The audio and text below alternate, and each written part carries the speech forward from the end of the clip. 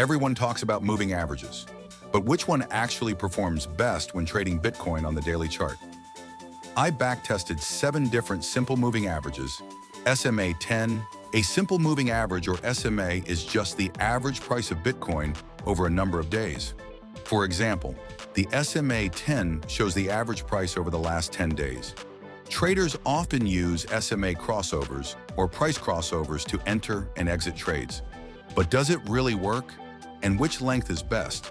Here is how I tested each SMA strategy. 1-day daily candles on BTC/USD. Date range: January 2015 to May 2025. Strategy: buy when price crosses above the SMA. Sell when price crosses below the SMA. Full position per trade. No compounding, no leverage, no stop loss or take profit. Just pure crossover strategy. Let's look at the performance of each SMA, starting with the shortest. SMA 10, fastest signals, lots of trades, high win rate, but many small losses.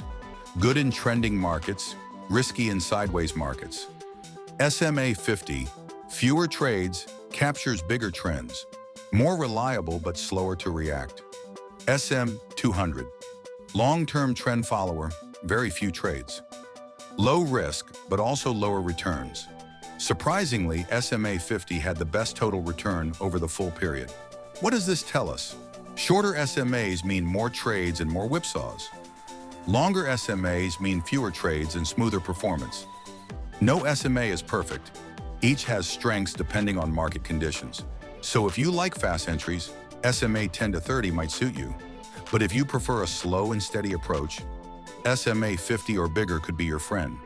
This test proves that even a simple crossover strategy can be profitable, but only if used correctly.